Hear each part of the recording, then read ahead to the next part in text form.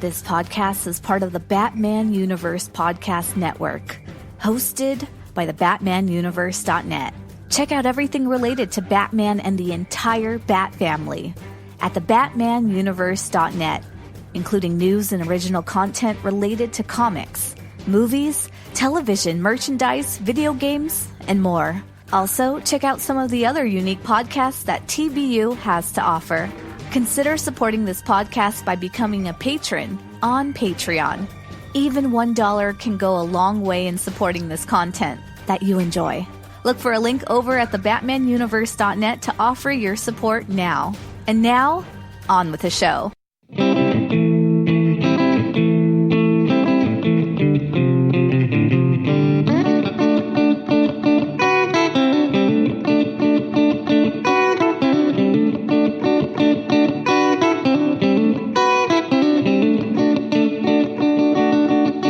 Patrols Gotham City, chasing all the villains every night, every day. You don't have to worry if someone steals your money. Batman finds the baddies and makes it okay. Arkham keeps releasing, Batman keeps policing. Bad books, bad books, bad books for beginners. Bad books, bad books, bad books for beginners.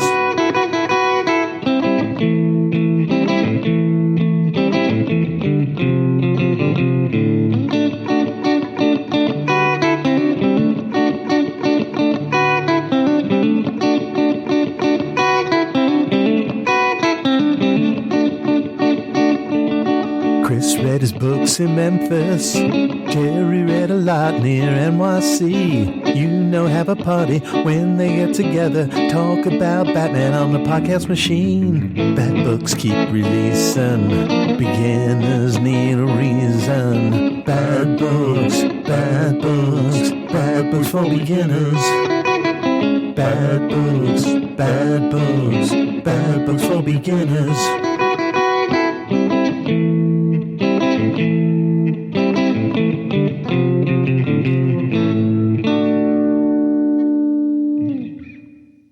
Hello, and welcome to this edition of TBU's Bat Books for Beginners, episode 220. My name is Gerry. And I'm Chris. And we are your hosts. On Bat Books for Beginners, we will examine story arcs with Batman and related characters. We'll give you the historical background of the book, break down the plot and the art, and give you our opinions so you can decide for yourself if they're worth a read. Today's Bat book Chris and I are covering is Flashpoint and the miniseries Batman Flashpoint Dark Knight of Vengeance. So Chris, tell us a little bit about this book. Thank you very, very much, Gerry. Gerry, I have to stop right here and say, Proud Mary, my gosh, you did a fine job with that musical intro, and I really loved hearing it. Oh, thank you. Now, the folks should know that this was your idea, and you contributed most of the lyrics. So great work on your part, too. Thank you so much. It was a lot of fun, and your additions to that really made it a great collaborative effort, and that's what I'm really proud of. Oh, yeah, me too. I use the Ike and Tina Turner version of it rather than the Creedence version. I kind of sped it up a little bit. Oh, absolutely, and it worked. It worked great. Fantastic. Thank you. Well, hello, Bat fans. Thank you very much for spending some of your day with us today. For our last episode, we regrettably won't cover Batman number 188 and the first appearance of the Eraser. However, I'll give that 4 out of 5, and instead, Gerry and I will be discussing the trade paperback Flashpoint and the miniseries Batman Flashpoint Dark Knight of Vengeance issue numbers 1 through 3. Flashpoint is a 176-page, full-color, softcover trade paperback that was initially published March 2012 and had a cover price of $14.99, and this appears to have gone through numerous printings. This trade paperback collects the material that originally appeared in the Flashpoint issue numbers 1 through 5, which were cover dated July 2011 through October 2011, and were each cover priced at $3.99 respectively. And it should be noted that the original issues each had variant covers. If you wish to obtain a copy of this trade, Amazon had, presumably later printings of this book, for $12.79, at the time of this recording, and this is available digitally on DC's app for $12.99, and Comixology has this for a mere $4.99 at the time of this recording. Yeah, what a bargain. Yeah. There also exists a hardcover version of this trade that was originally cover priced at $22.99. However, online vendors have this going for from $40 to $70. Whoa. It should be noted that there exists other versions of this book, most recently Absolute Flashpoint. It's a hardcover that comes with a slipcase that was released earlier this year for $75, but online vendors have that going for around half price, so go figure. There's also a boxed set that came out this year that was cover priced at $99.99. That includes the Flashpoint trade, Flashpoint, The World of Flashpoint featuring Batman, an edition featuring the Green Lantern trade paperback, the Flashpoint featuring the Flash, and Flashpoint featuring Superman, and Flashpoint, The World of Flashpoint featuring Wonder Woman, all those trades. Now, also, if that wasn't enough, released last year was Flashpoint Unwrapped. That's a version collecting the 5 issues, but it's in black and white, and the original cost of that book, it was $29.99. And for the record, it should be noted that there exists over 20 different spin-off miniseries / one-shots with different DC characters that were spawned from Flashpoint. Flashpoint Batman Dark Knight of Vengeance was a 3-issue miniseries that was originally cover dated August through October 2011, and each individual was cover priced at $2.99. These issues were also collected in a trade paperback which included the following miniseries: Dead Man and the Flying Graysons, issue numbers 1 through 3, Deathstroke and the Curse of the Ravager, issue numbers 1 through 3, and Secret 7, issue numbers 1 through 3. That book is a 288-page trade paperback that was cover priced $17.99, and it hovers around that price now from online vendors and is available on DC's app for $12.99 at the time of this recording. For our creative teams, as per usual, I'll go off of online resources and my memory. The Batman was created by Bob Kane with Bill Finger. Flashpoint was written by Jeff Johns, and this might also take a podcast in and of itself. I'm going off some former notes and some current stuff. Jeffrey Johns was born January 25th, 1973 in Detroit as a child. All right. Yeah, shout out Detroit.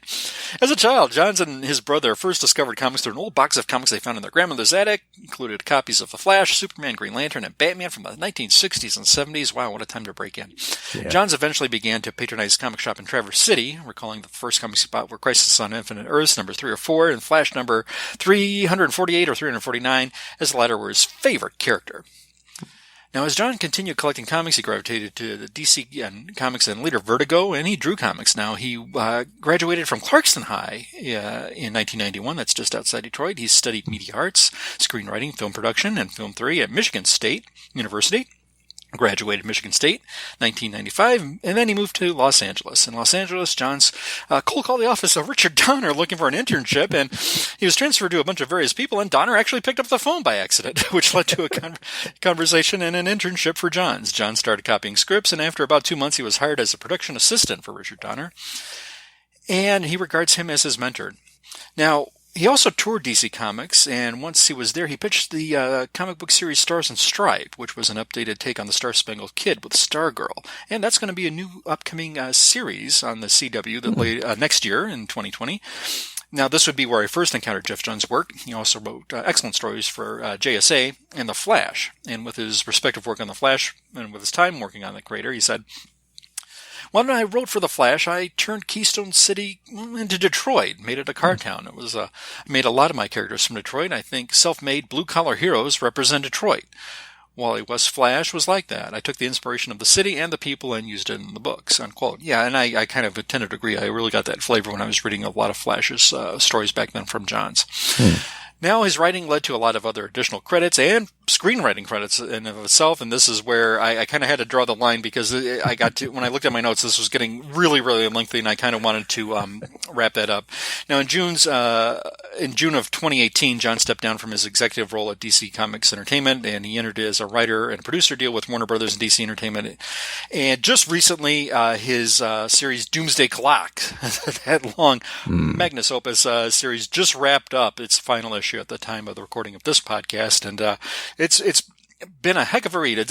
Waiting for those new issues to come out was a little bit lengthy, but kind of well worth it. I kind of dug some of the concepts in that. I know there's sort of varying opinions, and the duration of the series kind of put off some fans. But Doomsday Clock, I did appreciate it. I thought it was a vast undertaking, and I really have to commend Johns for wrapping it all up and putting it all together. Flashpoint was penciled by Andy Kubert. Andy Kubert's age 57, and of course he's the son of comics legend Joe Kubert. He's a graduate of and instructor of the second-year classes at the Joe Kubert School, founded by his father, who also taught there. He started his comics career as a letterer at DC Comics in 1980. His first credited work for DC was the story Old Soldiers Never Die in Sergeant Rock number 393, cover dated October 1984. He later drew Adam Strange. I think this is where it first encountered him, as well as the Batman vs. Predator Intercompany DC and Dark Horse Comics crossover. Now, of course, I know him from his work on X-Men titles. He drew the first cover appearance of the character Gambit. He drew the wedding of Cyclops and Jean Grey in the X-Men issue number 30. That was cover dated March 1994. Most recently, I got to tell you, I really thought he did an excellent job on the Superman books that Walmart put out. Oh, yeah. That was written by Tom King, and I really, really thought the final chapter was a masterpiece. Great. So be sure to check that out in the reprinted form that you could see, and if you haven't already, because I thought Kubert and King really did outdo themselves with that particular Superman story, and I'm glad I tracked down those Walmart Superman books. It was just fine stuff. For the other series, Flashpoint Batman Dark Knight of Vengeance, that particular series was written by Brian Azzarello. Azzarello was born August 11th, 1962, making him 57 years old. He was born in Cleveland, Ohio. Of course, his more prominent credits, you would include 100 Bullets and Wonder Woman, they did for New 52. Most recently, he did the Batman Damned for DC's Black Label, and I kind of like the incorporation with that one that he did with Constantine. I wasn't sure if I would take to that or not. I'm sort of hit and miss, I have to confess, with Azzarello's work, but I did particularly care for that one. That was a pleasant surprise. Flashpoint Batman Dark Knight Vengeance was penciled by Eduardo Rizzo, a frequent collaborator with Brian Azzarello. He's 60 years old and he's from Argentina. He's won 4 Eisner Awards for his work on 100 Bullets with Brian.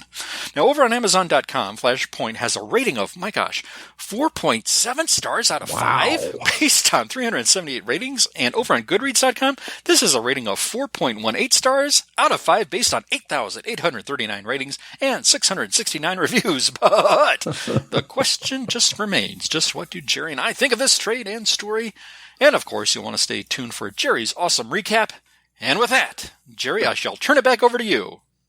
Great work, Chris. Thanks. So we're going to talk about this story after a few messages from some of our friends. Sawate. My name is Stella, and I am the host of Batgirl to Oracle, the Barbara Gordon podcast. Batgirl to Oracle is a podcast dedicated to Barbara Gordon, the first woman to hold the mantle of Batgirl for an extended period of time, roughly 1967 to 1988. The goal of Batgirl to Oracle is to examine the character's history from her first appearance as Batgirl and continuing through her tenure as Oracle. Each episode looks at a vintage issue of Detective Comics or Batman, as well as other books like Justice League and Freedom Fighters, and modern issues of Batgirl and Birds of Prey.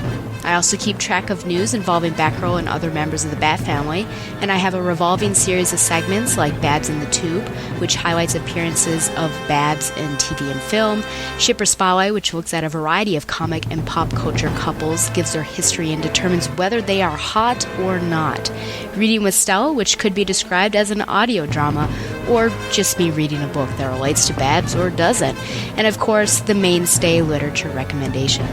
I have been blessed to interview writers Scott Beatty and Chuck Dixon on their Batgirl Year 1 work, Brian Q. Miller on his Batgirl run, Dwayne Swarzynski and Christy Marks on their separate Birds of Prey work, and the creators and actors of the Batgirl Spoiled, the web series. I hope to interview more creators and actors in the future. My goal, most importantly, is to make a fun, entertaining, and thoughtful show that people enjoy and from which they learn. Find the show online at thebatmanuniverse.net and iTunes, and follow the show on Facebook and Twitter at Batgirl to Oracle. Thank you, and fly on, Babs lovers. Welcome back. Here is the story of Flashpoint. Barry Allen wakes up from a dream about his long-dead mother. He's at work at the police station, and they're trying to break a case involving Citizen Cold. He asks if they mean Captain Cold of the Rogues. Nobody knows what he's talking about. A report comes in about a shootout at a museum. Barry runs off, but he's missing his ring, and he falls down in front of, wait for it, his mother. She isn't dead. His dad is, though, and Barry doesn't have his speed powers. Barry Allen is in an alternate timeline. No one has heard of the Flash or the Justice League or Superman. This cannot stand. DC's intellectual property isn't worth much in this universe. Luckily, there is a Batman, though he seems pretty cool with killing people. Cyborg saves a Harley Quinn lookalike called Yo-Yo from Batman throwing her off a roof. Cyborg wants Batman's help. Apparently, he knows a group of heroes that are presumed dead in the war between Aquaman and Wonder Woman, who both want to rule the world. Cyborg wants to create a group of supes to stop the war. Batman wants no part of it, and that bums out the team. Maybe they won't join up after all. Barry heads to Wayne Manor in Gotham and meets with Batman to figure out what's going on in this alt universe. Turns out Batman is really Thomas Wayne, and it was really Bruce who was killed in Crime Alley in this world, not him. The two fight, but Barry explains things to Thomas. Thomas explains the war between Aquaman and Wonder Woman to Barry, and us, frankly. Barry finds a Flash ring in the Batcave and releases the Flash suit, but it's yellow, not red. It's Eobard Thawne's suit. The evil speedster from the future must have had something to do with all this alt timeline stuff. He must have run real fast and changed the timeline like Speed Force people do. Barry tells Thomas that in his timeline, Bruce survived and was his friend and also was Batman. Thomas decides to help Barry and set the timeline right. But first, Barry needs to get his speed back. He and Thomas try to recreate the accident that turned him into the Flash. They get some chemicals and electrical equipment and zap Barry. This is a really good way to get third-degree burns over 75% of your body. To become a speedster, not so much. Let's try again before Barry loses all his memories of the old timeline. They do it again, and it works. Barry heals and is the Flash again. Luckily, Flashes have accelerated healing powers, and the burns get better. He uses his time-bending super speed powers to make himself a new red suit. Yay, Flash is back. Barry still isn't at full speed yet, though. He needs to get into shape to bend time. He decides they need Superman. Turns out, about the time Clark Kent crash-landed on Earth in the old timeline, a rocket hit Metropolis in this timeline, killing millions of people. Baby Clark must have been inside and was captured by the government and put in a secret underground facility to get studied. Because he was underground, he didn't get the yummy yellow sun rays, so is a 90-pound weakling. Thomas gets Cyborg to hack into some computers and find Clark. Batman also agrees to help Cyborg in exchange. The three infiltrate the facility and release Clark, but when they get outside, the sun powers rev him up and he flies around.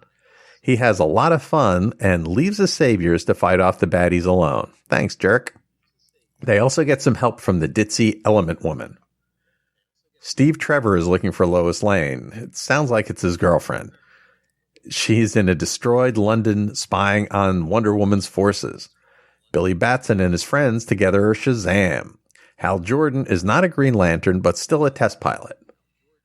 Batman, Cyborg, Flash, and Element Woman visit Billy and his pals and tell them they have to team up. Reports come in about a big battle in London. Barry starts to flash over there super fast, but Batman stops him in the kitchen. They argue, but they do decide to team up. Cyborg gets his other friends to help. They go to Themyscira and have a giant battle. Lots of people get killed and there's a huge explosion and Barry is confronted by Eobard Thawne. Uh-oh. It turns out Thawne killed Barry's mom, but Barry changed the past to keep her alive, and that's what changed the timeline. Way to go, Barry. Thawne gets a good chuckle out of that, and the two speedsters fight. They argue, too, and as Thawne is monologuing, Batman stabs him through the chest with a sword and kills him. More baddies show up, and another multi-page fight begins with all new alt characters. Finally, after all these issues, Superman shows up and starts punching people. With all this going on, a very injured Batman writes a letter and gives it to Barry to give to Bruce back in his timeline. Barry runs real fast and goes to see his mom. They chit-chat about his cool red suit and Flash powers and alternate timelines and stuff. She decides her life isn't worth the millions that die, so he needs to change the timeline back. Now, Barry runs really fast this time, not like the other times. Oh, no, this time he runs really fast. And he stops himself from saving his mom and changing the timeline. Turns out, though, as he's scooting through the time stream, he finds that there are 3 timelines. Barry returns to his own timeline, visits Bruce in the Batcave. He explains the previous issues to him and gives him his father's letter. Bruce reads it and is super touched. Barry remembers all the stuff about his mom and all the other timeline. It isn't disappearing from his memory because it's a gift to both Barry and DC Editorial. New 52, here we come. So there's another story in this episode, Night of Vengeance. Thomas Wayne Batman goes into the Gotham sewers to find Harvey Dent's twins who were kidnapped by Joker. He finds some trapped citizens and gets attacked by Killer Croc. They fight, and Croc gets a machete in the skull for his trouble. Joker has the kids in an abandoned house. Jim Gordon goes to Oracle for info on where Joker might be. But it turns out that Oracle isn't Barbara Gordon, but a crippled Selina Kyle. In this timeline, there isn't a Barbara Gordon. Oracle gets some info, and they send it to Thomas Batman. Gordon finds the house Joker has the kids in, Wayne Manor. It's a trap. He shoots one of the kids by mistake. Joker slits Jim's throat. Batman contacts Oracle and she tells him about the location. He goes and confronts Joker, but it isn't the regular Joker. In this timeline, Joker is Martha Wayne. She was driven mad by the death of Bruce, and Dr. Wayne tries to save the kid Jim shot. Thomas and Martha Joker fight. Thomas tells her of the alternate timeline where Bruce survived and they died. That sounds like a better situation to them. But when Martha finds out Alt Bruce was Batman, she freaks out, runs away, and falls into the same cave Alt Bruce did. She falls into a stalagmite and is killed. The end. So Chris and I are going to talk about our feelings for this story after these words from some of our friends.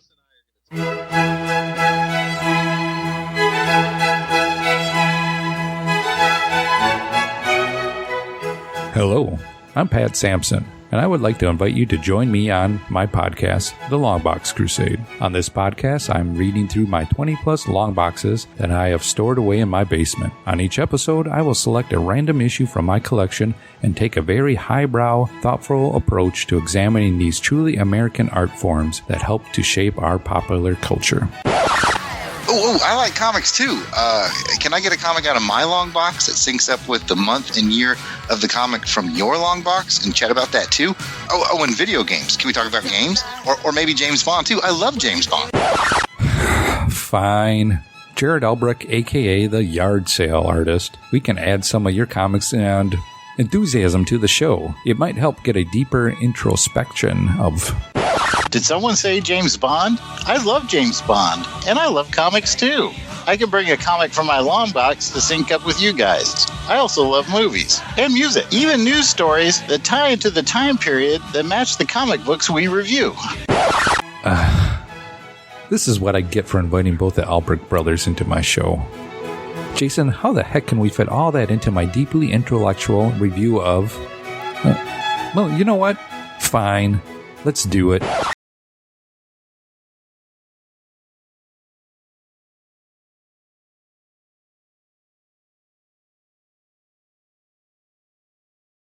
And the Albrecht brothers will bring along issues with the same month and year cover date. We'll talk about the comics and the time period they come from, including world news of that time, top 40 music chart toppers, movies, both good and bad, maybe even some favorite recipes, whatever I think is funny.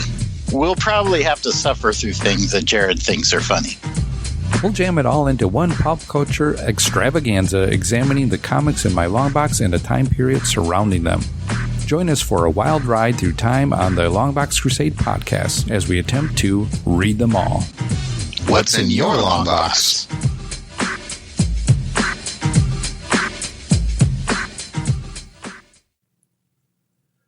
Welcome back. All right, Chris, what'd you think? Jerry, before I forget, I listened to some of the past podcasts. I really want to make sure I hit on the art on this one because I thought Cooper did a marvelous job with this piece. I've always thought of him as someone who's really well-respected, talented. It's evident. But here I thought he just took it up to another level, and this is one I really, really appreciated his artwork. Particularly, there were some panels where you see Barry trying to get that power back, and he gets hit by lightning, and just seeing the scarred and the burns in this one-page spread where you just see his charred body and aftermath, and just all the little details that Kubert put in painstakingly with all the panel layout work was just marvelous, marvelous stuff. Yeah. Johns did a good job with the execution on this. I think my problem is a little bit with tying this when I saw this on there. Well, is Flashpoint quote unquote a Batman story? Well, in as much as the relevant evidence with the current Batman title, of course it is. And so I'm glad the timing couldn't have worked out better with covering this particular trade in culmination with the release of that book. Just I hate the word serendipity, but there you have it. And here we are. With the timing and where this landed, and how the Tom King book story, City of Bane, just wrapped up. Fantastic. Right. I don't know if newer readers will respond to it as somebody who's more of a seasoned reader with the introduction of these new worlds. There was the adaptation that we got, and I think it did become a hit with fans. But I think I liked it more than I didn't like it. I don't know if I liked it as much as the general populace did, and I'm trying to figure out why. I don't know if I was kind of burned out. I don't know if it was just a little too dark and gritty for my tastes. Nonetheless, John provided enough Easter eggs for me to get it, and as a seasoned fan, I loved it.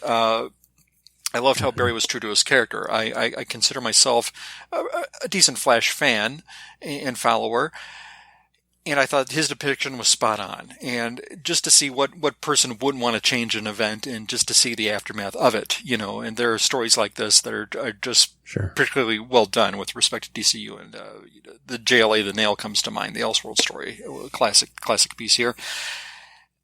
I'm trying to think if I like that one a little better than this one. They're each good in their own way, I'm trying to look and see what else I had in my notes. The Thomas Wayne depiction, boy, what a hard-boiled character this guy is, and I almost thought I'm reading something out of a Mickey Spillane novel for a little bit here. I'm trying to think if he warmed up to it. I think I'm going to reserve my comments with respect to The Dark Knight of Vengeance, which I didn't enjoy certainly as much as Flashpoint. But I think all the pieces were there. It was a concise, tight miniseries with just 5 issues. I thought it was really well executed. I liked the depiction of seeing this depiction of Superman that was just, kind of realistic, isn't it? I mean, if something crash lands, they're going to shelter this alien away and keep him cooped up, where he's not out there. So I thought there was a lot of thought-provoking material here. Overall, I did say I enjoyed it. Probably not as much as the fans, but we'll pick it apart as we go. Gerry, what were your initial thoughts and impressions? Well, on the one hand, it was really cool to see some of the alternate versions of these heroes. You had Yo-Yo, who I guess it looked like was a Harley Quinn type. We saw Warlord gave a shout out. Enchantress. There's a couple of cool, like, oh, look who that is. For me, I'm not big into a lot of these, the wider universe of DC characters. So while I recognized them, it was like, okay, well, I'm sure there's a fan base that this has made very, very happy. So, I understand why they put that stuff in these big things. You mentioned that it was tight. This is only 5 issues, and I did appreciate that. It was a pretty tightly told story. So I think that's a plus. These things can be sprawling, and, when they have these events, they want to sell a lot of comic books, so they tend to have lots and lots and lots of crossovers. But this one, the main story here, was pretty tight for this kind of thing.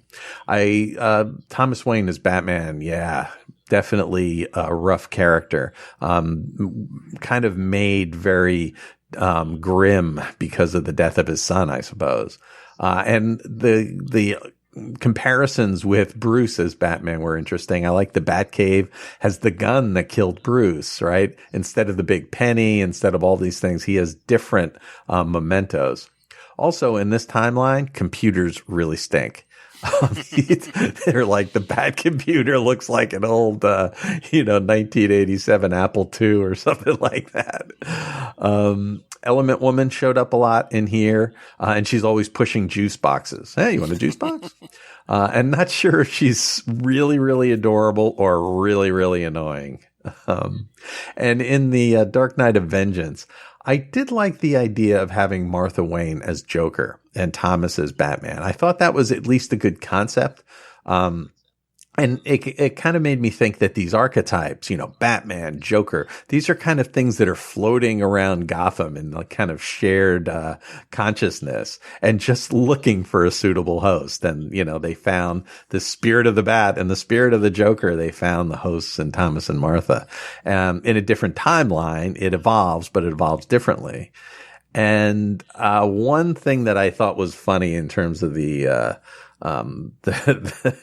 dialogue is in this one where Thomas and Martha together and they're arguing, and Thomas is explaining the alternate timelines, and he says the alternate Bruce followed in his father's footsteps, and she says he became a doctor.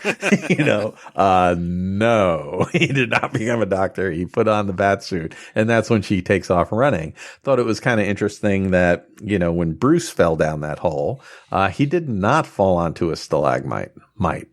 Stalactite is tops, mite is bottom, right? Stalagmite. So she fell onto the stalagmite, and that was kind of a brutal end to that kind of story. So those are my kind of initial thoughts. Did you have anything else specifically on some of the things Gerry, that happened I'll start here? with the latter. When you talked about the Dark Knight of Vengeance miniseries and you clarified with respect to Martha's death, boy, this was a little tougher for me, and this is the miniseries. It just didn't resonate with me as it could. And I'll say it's executed well. There's certainly no fault with the way Azzarello and Rizzo presented the story. I found no flaw with that. I think I had a problem more or less with the depiction of Martha Wayne and trying to resonate with, get a handle on that, because I've always kind of did this ring true for me with the character? Could it happen? With respect to, well, Chris, it's a comic book, it's a different timeline. Go with it. Yeah. It still kind of rubbed me the wrong way, but in worlds where I've been in RPGs where I've had Harvey Dent's wife Gilda turn evil, and so anybody can. So let's put it that way. Rizzo's art, good, very good, and with respect to the panel work and Azzarello, yes.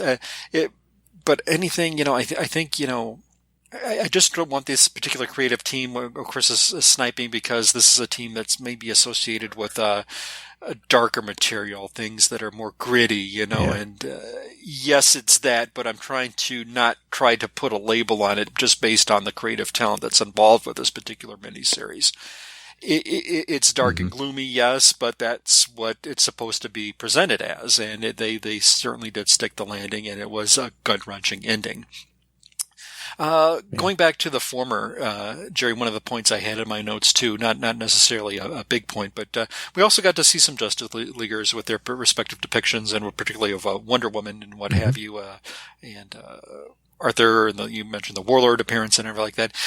Were there any of those kind of pleasant surprises to you? Did the depiction of Wonder Woman work for you or not, or was it just kind of there? Did any of those other people in the supporting cast, did you think this was an interesting take on them, and did you like it or hate it either way?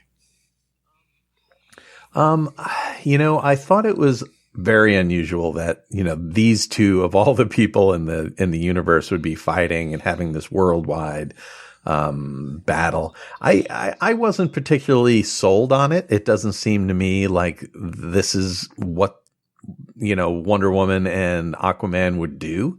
Have a worldwide battle against each other. It just didn't, it seemed like they were saying, okay, here's an alternate timeline. So what kind of crazy thing can we have different characters do? And how can we tweak them to make them just a little different that would be interesting? And I think, a little of that goes a long way. It just seemed to me that some of this was, thrown together just to be cool, because wouldn't it be cool if Wonder Woman and Aquaman fought and had armies fighting, and Aquaman creates floods and, all this stuff. So while I thought it was a little of this goes a long way for me. I'm as not a fan of the wider universe and, not an Aquaman fan. I like Wonder Woman a lot, but, I just didn't think that it was terribly genuine. But I went with it. This is, kind of the artifice to get through this story and create these multiple timelines and make it interesting. And, it worked to a certain extent, but I didn't really buy into it. Gerry, one of the things too, I was thinking back on when I stepped back at lists, I think Flashpoint came at a time where it hit a lot of readers just at the right time. I think, they wanted something new and I think they got it. I think they wanted a good story. It was a fast-paced story, but I have to, think, was this necessarily their first exposure to like the AUs? And I'm trying to think, what was my first exposure to like the alternate realities? I remember the early Justice League stories, when they had the Justice League and Justice Society team ups, they came across, on their second go around, I think it was they came up with Earth 3, where you had all of the people with superpowers were supervillains. Like you had Green Ring and you had Superwoman, and they were this evil syndicate, and they were running around. And I remember the Star Trek episode Mirror Mirror, where you had you had the evil Captain Kirk, and you had the Spock with the goatee and everything like that, and that was one of my initial encounters with like an alternate reality, and I thought that was executed really well. Right. But a lot of people really like to stay in those timelines and just kind of follow up in those worlds. Flashpoint really had a lot of world crafting here. When you get to like some of the subtext, you see what went into the character's costumes. And you see like a map. Well, here's what's all this territory is controlled by Aquaman, and all this territory is corrected by Wonder Woman. And here's this thing. And Cyborg has a different role here. And Superman, well, he's kind of kept sheltered out of the sun and locked up, and everything like that. It was very interesting to me, but I want to say, I think Johns took an existing idea and he really had some fun playing with it. And to the scope that he did this with, with all the drawings and all this, it was, to me, a little more than I wanted, a little more much out there. I think this was a nice place to visit, but I wouldn't want to live there or particularly read about it all the time, if that makes sense. And by no means am I trying to diss this. I thought this was good for what it was, but all the superfluous miniseries and one-shots that followed out for this, I think if you're hardcore into Flashpoint, more power to you, and amen. This just got to be a little bit overwhelming. I think self-contained as it is, nice little slice, kind of want to revisit it every now and then. All fine, all perfectly well.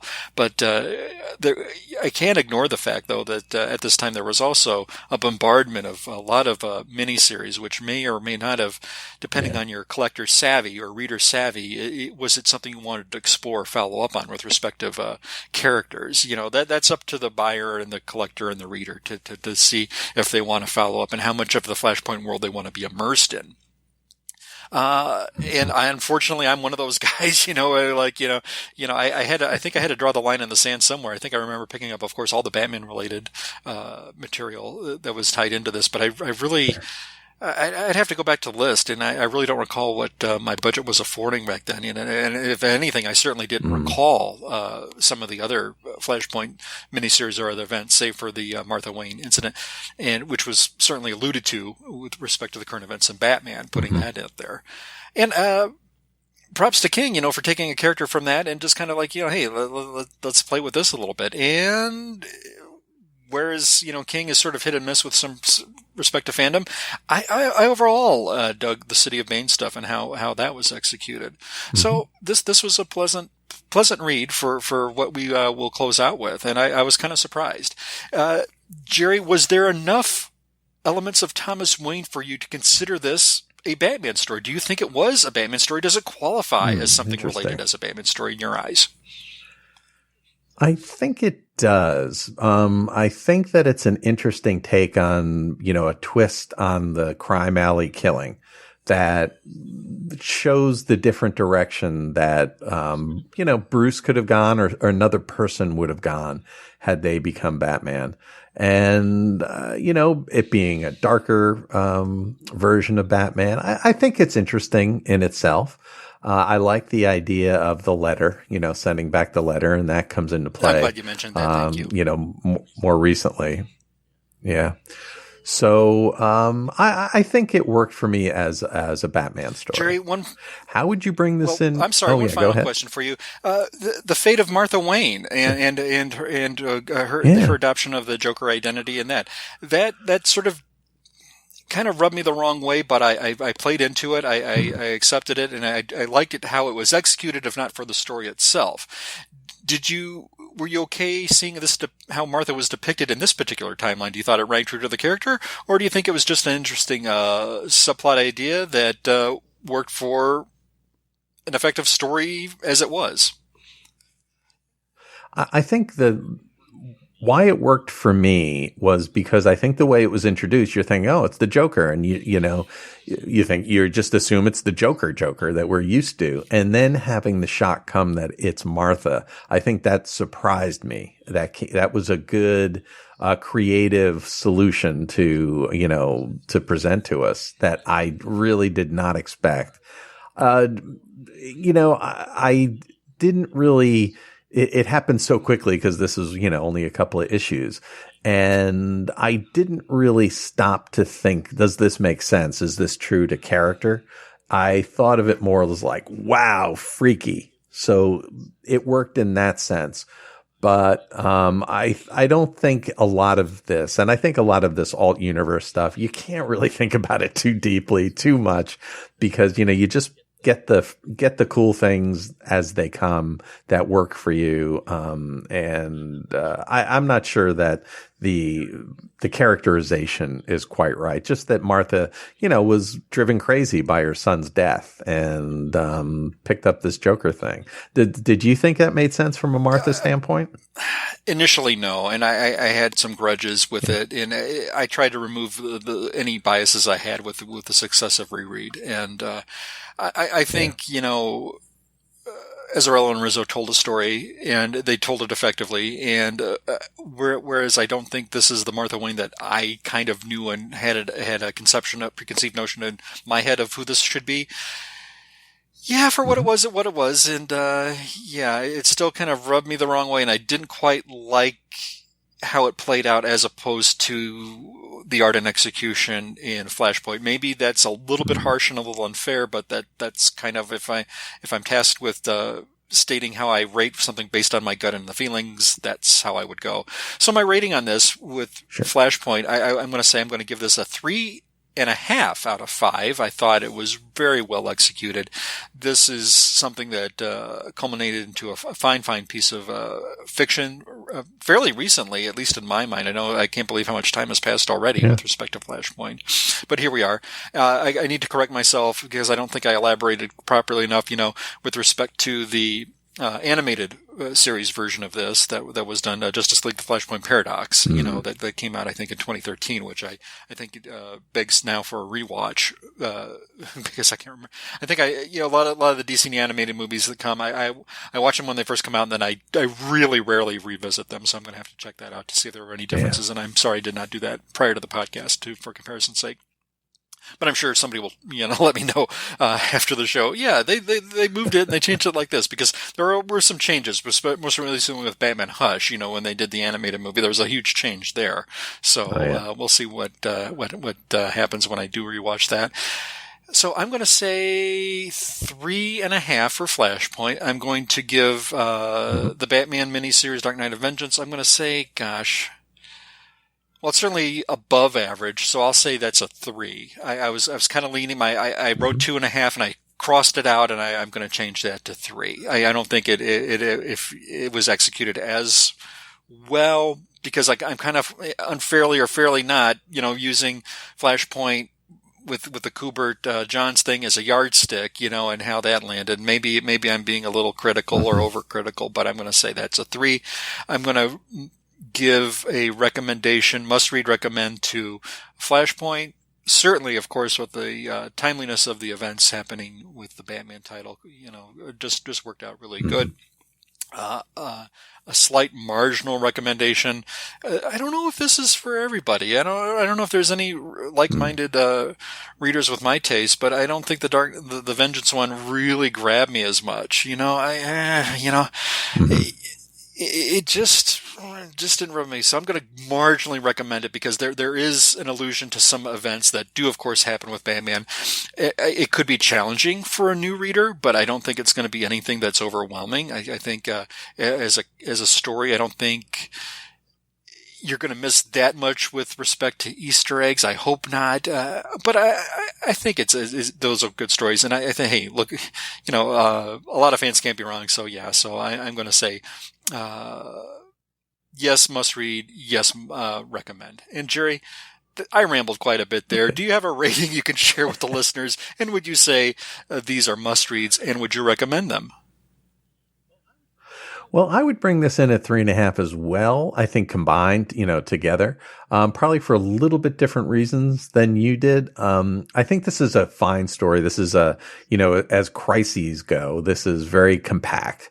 It's only 5 issues to tell the guts of the story. But I'm not really the target market in terms of all those Easter eggs where I can recognize them. Like I saw the Warlord. Oh, cool. Warlord, Slade, different characters, that are in there. I recognize them. I get it. I realize that there are big fans of those characters. But for me, I didn't get the big thrill that other people, would, that are fans of the 2nd, 3rd, 4th tier superheroes and superhero teams. If you are someone that likes them, I can understand then, that rating on Amazon, the 4.5 plus, you may love this one. Just didn't really, do it for me because of, where I come from, in comics. It was a little too cute. Like, how can we tweak Element Girl?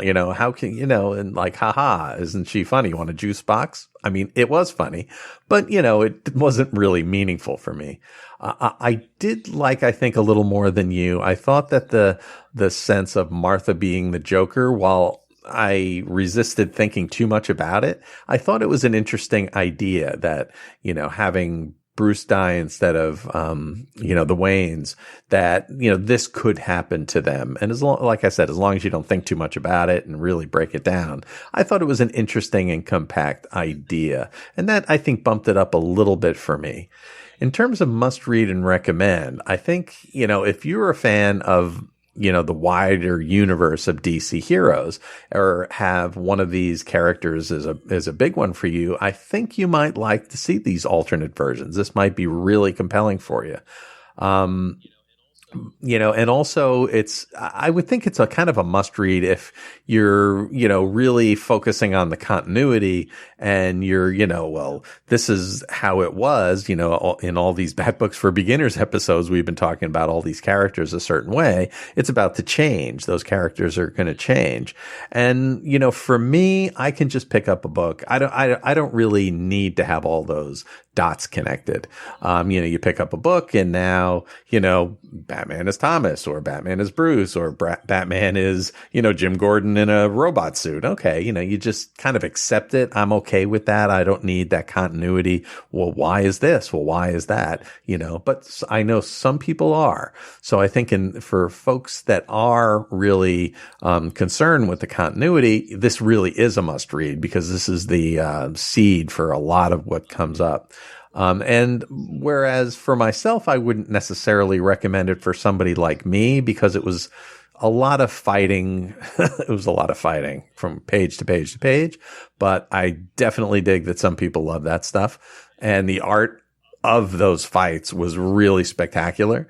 So, that's my kind of tepid, depends who you are, depends what you like in these books, whether I'd recommend it for you or not. Just interesting that the New 52 is beginning here. And while it loses some of the things that I really liked, it starts things that I really came to like. So it's kind of a mixed bag in terms of, I know there are a lot of people that are the New 52 is very polarizing for some people. But I think it's a mixed bag in both cases. Very good. Well, thank you so much, Gerry. Yeah, thank you. So that's all we have for these issues. We do other things out in the greater, wider world of podcasting and comics. Chris, you can get Chris on Twitter at BTO and Batbooks, and he reviews Batman Adventures on Batgirl to Oracle, which just had released a fantastic call-in show. You want to talk a little bit about that, Chris? Thanks so much, Jerry. I appreciate that. Yeah, thanks to Stella for just kind of widening it out. She did her usual anniversary show with her requisite guest of Donovan and Josh, and it was a fine episode. But she thought, well, let's do a call-in show, and she brought me on to have a call-in show, and we had a great time with a fantastic, marvelous litany of guests who were able to come in and reminisce about the times and just kind of share their love for the character, how they first found it, and any favorite podcast moments. And we recalled a lot of interviews that Stella did on Batgirl to Oracle, and then we all got to exchange some fun questions with the little back and forth exchanges, which was just marvelous, and we had a great time. And that's still can be found. It's the most recent episode. And I'm still going to continue as a guest feature on the Batgirl to Oracle podcast, hosted by the talented Stella, and I can't thank her enough and wish her the best for the holiday season. And I'm very, very fortunate to have a minor role in that show, but I don't take for granted, and I was very pleasantly surprised to encounter all the people affiliated with that show, and it was just a lot of fun. So, Batgirl to Oracle is a podcast which looks at Batgirl in chronological order, with all their incarnations, and I have a segment on there called Chris's Cornucopia of Curiosities, which Stella dubbed. That's where I look at the Batman Adventures comic book series from the 90s based on the animated series that ran at the same time. And I also have a segment within a segment called Night Watch, where I look at the current Nightwing title, and I look at that from a shipper's perspective just to see what's going on with Rick Grayson and all the shenanigans that are happening there. And it's been a lot of fun. Just also want to get a plug in. I'm going to guest with John and Maggie from Married with Comics. So we've got an upcoming recording where I'm going to go on the Dark Knight and Prose podcast with those fine people, Lane and John and Maggie. And this will be the first time I'm going to interact with John and Maggie. It turns out we know a lot of common people. We've never actually met per se, other than the interactions that we have on social media. So this will be a lot of fun, and I can't wait to do the recording later this week with them, and that's going to be a future episode. With that, Lane's wrapping up some things that she's got going on with her semester, and she can't wait. I sense she misses podcasting, so it'll be a lot of fun to get back in there. Jerry, now where can the listeners find you on Twitter? What do you talk about? What other projects do you have going on that the listeners would be interested in? Oh boy. So on Twitter, you can get me at Professor Frenzy, and out there I tweet my weekly comics. We talk about indie comics a lot, talk about Dark Shadows, live tweet horror movies, at the hashtag Spenguli in particular, on Saturdays at 8 o'clock Eastern time, PM. We all go out there and onto Twitter and talk about whatever movie Spenguli is playing. Last night it was The Wolfman, and that was awesome. One of my favorite all-time movies. I also do a segment on the podcast Monster Kid Radio where I cover an EC horror comic story, and that is a lot of fun.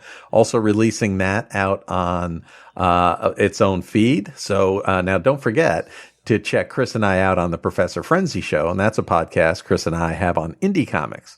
We're also producing Memory Minute Monday, where we talk about nostalgic events from the past, and Frenzy Piece Theater, where we cover a classic indie comic arc, and that drops on Sundays. I'm releasing the Monster Kid Radio EC Comics section out as Professor Frenzy's Bedtime Stories, and I'm covering, like I said, an EC horror comic. That's dropping on Fridays. So check the shows out. All you have to do is do an iTunes search for the Professor Frenzy Show. It all comes out on the same feed, and enjoy those programs. Jerry, we were really fortunate to get a comment from our good friend at the Batman Universe Comics podcast, and that would be Ian. You can find him on Twitter at IBM Miller. Now, on our last podcast, we talked about Batman Incorporated Volume 2, and Ian chimed in with the following. Really enjoyed this episode, partly because I finally found it seasoned Bat fans who agree that this story is incredibly incoherent. Also, Ian liked that we addressed that what does sound like, the double T's from Damien. I think Batman Incorporated is the best idea for Batman since Robin. Yes, I really do, parenthetically, he says, but Leviathan, not so much. Ian continues. What Gerry said about Talia being completely a plot device rather than a character is great insight, too. The nihilism of the ending really frustrates me, too. It feels like Morrison lays down a great foundation, but others build on it much better. And then you had an exchange with him right at this point, Gerry, and Ian continued, I can see the disturbing qualities of the idea in a, quote, realistic story, but I view Batman primarily as symbolic and inspirational. Thank you so much, Ian, and I have to commend you because you always have some great insights. And speaking of great insights, on the last episode of the Comics podcast, and listeners, please, if you haven't heard it yet, go and check it out right after this. Ian, I got, in preparing for the podcast recording this weekend, I have reached out to you just to say how much I really enjoyed hearing you and everyone on the recent Comics cast. And you were really spot on with your particular takes on the characters and just some exchanges and some ideas you had and just the little kernels of story plot points that you expanded on with some great thoughts and impressions. I really have to applaud you because it was a marvelous listen. Again, that's the Batman Universe Comics podcast where you can find Ian, Dustin, and Steph talking about the current Batman titles. Well, for the last episode, we got likes and retweets on social media from Secret Wars and Beyond podcast. That's our friend Sean at Sean42AZ. Fine stuff. We also heard from Bill Beer at Gotham Knight 13. He's the host and creator of the Bat Pod, and you can find that podcast feed on Twitter at bat_pod. Green Lantern HG, thank you so much at Green Lantern HG. Awesome. Thank you so much. We heard from Trekker Talk at Trekker Talk. That's a fan podcast devoted to sci-fi bounty hunter Mercy St. Clair. That's from the Trekker Comics by Ron Randall. It's from our friends Darren and Ruth, and you can find all their network of shows at rad_adventures. We heard from Robin Stevens at Robin031Robin, and of course Ian Miller you can find on Twitter at IBM Miller. If I overlooked you, my sincerest and deepest apologies. Thank you so much. Yes, thanks, everyone. Now, as we've been kind of trying to avoid all episode, this is the last episode that Chris and I have of Bat Books for Beginners.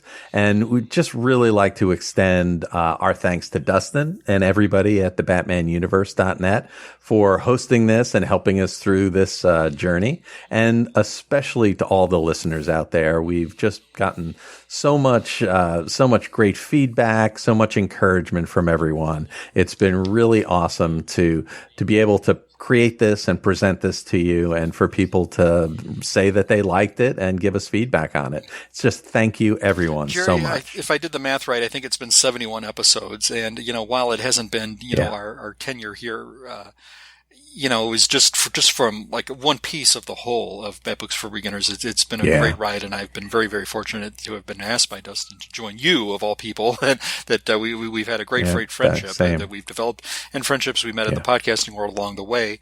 Not just podcasting people, but people who like Batman comics, and just the exchanges we've had through social media has just been really, really heartwarming, and certainly much, much more than I could have ever anticipated.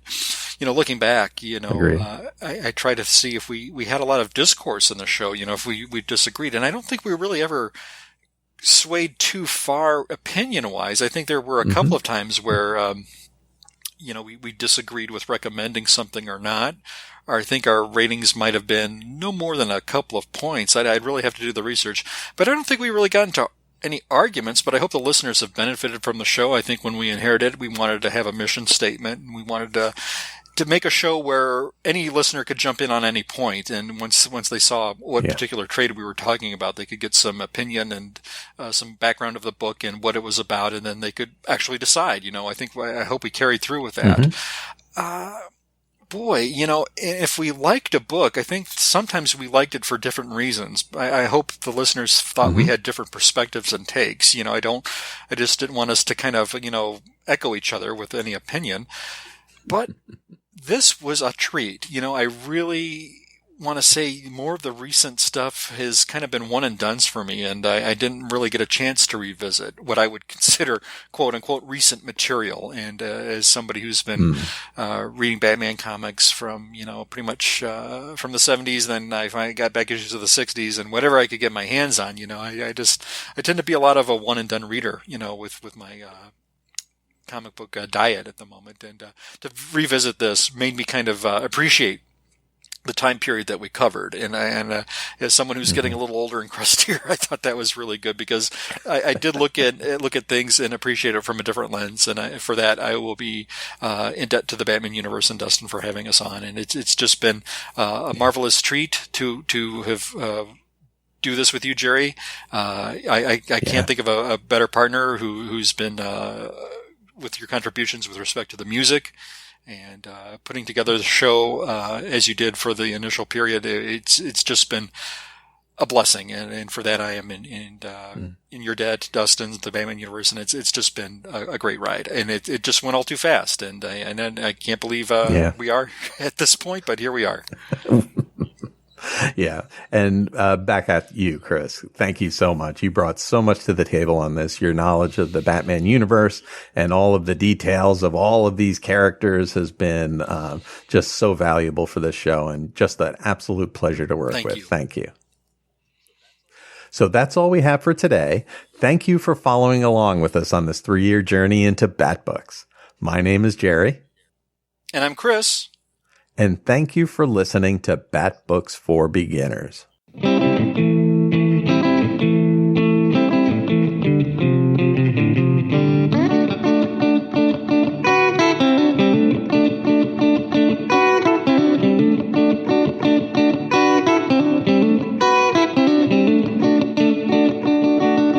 Batman patrols Gotham City, chasing all the villains every night, every day. You don't have to worry if someone steals your money. Batman finds the baddies and makes it okay. Arkham keeps releasing, Batman keeps policing. Bad books, bad books, bad books for beginners.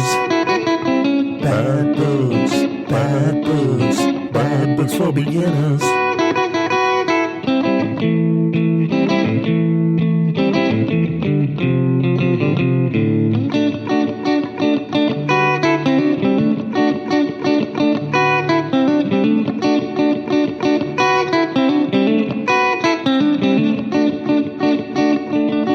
Chris read his books in Memphis. Gerry read a lot near NYC. You know, have a party when they get together. Talk about Batman on the podcast machine. Bat books keep releasing. Beginners need a reason. Bad books, bad books, bad books for beginners. Bad books, bad books, bad books for beginners.